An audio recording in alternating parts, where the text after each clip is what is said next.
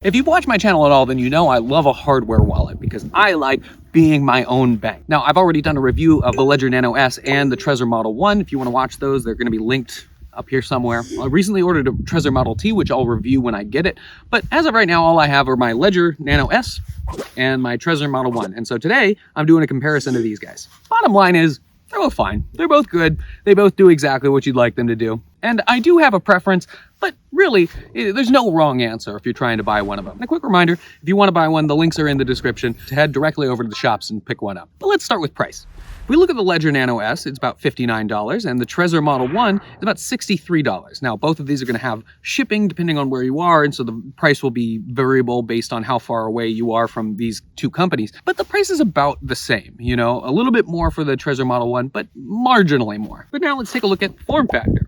See, the Trezor Model 1 is a little bit thinner, if a little bit wider, and the Ledger Nano S is longer. It flips out like this, and it has this handy little metal case. I like the form factor of the Trezor because it's easier to slip into like anti-RFID pockets and, you know, more easily storable. Whereas the Ledger Nano S is nice because this metal casing here gives it a little bit more durability. So this is more apt to break, I think, than this would be. But, you know, this is lubed up so much, it could just slip out and everything like that. And not to say that that's necessarily a bad thing, but yeah, that's basically what you're getting. This one's going to be a little bit more easier to hide in small places, and you know, it's not like this isn't easy to hide and is maybe a little bit more durable. I think it just comes down to what your personal preference is, and my personal preference is this guy. They're both kind of tedious and annoying to set up, but I think that's actually kind of a good thing. They'll both require you to write down the secret 24-word seed phrase that you'll need to keep very safe, and I actually want to take a moment to stop and talk about why that's important. The seed phrase that you write down is how you would reconstitute your wallet if you lost it.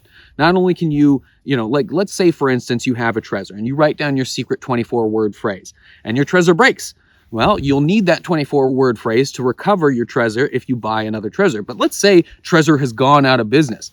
It's actually not unique to Trezor, these 24-word seed phrases, and there's some other web wallets and software wallets that you can use to reconstitute a wallet even if Trezor were to go out of business. But the point is that that 24-word phrase is very important, and it's functionally like a paper wallet. It's something that you need to keep secure. It's something you need to keep safe. Anybody who has access to it has access to all of your funds, and it's the only way that you can recover your funds if you lose your device. There are a couple other options to storing it, like obviously you can write it on a piece of paper, or you can get a little metal card and punch in the 24-word phrase to that metal card and then store that somewhere.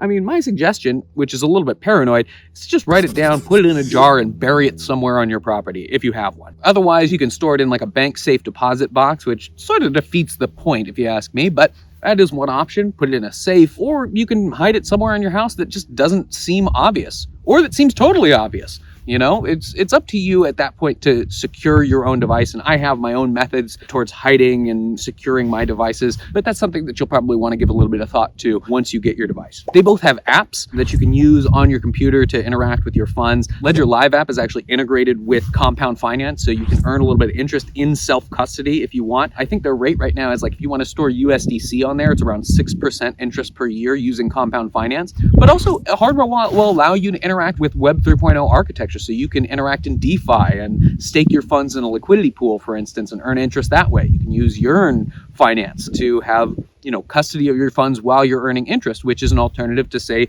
Gemini or Crypto.com or Celsius. As far as extras are concerned, they both come with like lanyards and little pieces of paper on which you can write both your PIN number and your 24-word seed phrase. I think the Ledger one is a little bit cooler because it comes in a little foldable box that you can then put a sticker over for like added security theater. I don't think that's a final security solution, but it is kind of nice. But as far as my final verdict is concerned, I like the Trezor. It's marginal, but I do like the Trezor a little bit better for the reason I said, like form factor. It's easier to slip into like tighter spaces just because it's a little bit flatter, but it's not much flatter, like it's just a little bit, as you see, thinner than the Ledger Nano S, and the Ledger Nano is a little bit more durable. My problem with both of them is neither of them support Monero, which is one of the prime reasons I think you would want a hardware wallet. Like if you like Monero, then you like self-custody of Monero, and neither of these support it. You have to get like a Ledger Nano X or a Trezor Model T if you want to store Monero on it. which sucks. But Trezor has also never been hacked, whereas Ledger's company servers have been hacked. Like it wasn't a security risk to do with the wallets at all, but like some of the user information, like emails, were hacked from their servers. And so, you know, it doesn't speak too well of like their security precautions, but it doesn't concern me, you know, like that can happen to anyone. It's happened to much bigger companies than Ledger. So it's not a reason not to buy it to me. It's just, you know, something to be aware of. Like I said above, if you want to pick one of these up, then head over to the Trezor or Ledger store, both of the links to which will be in the description. And, you know, leave the video a like if you like. If you want to look at my beginner's guide to cryptocurrency, then you can click here. Or if you want to learn how to avoid scams, then click here. I'm Crypto Bo. Thanks for watching. Stay safe out there.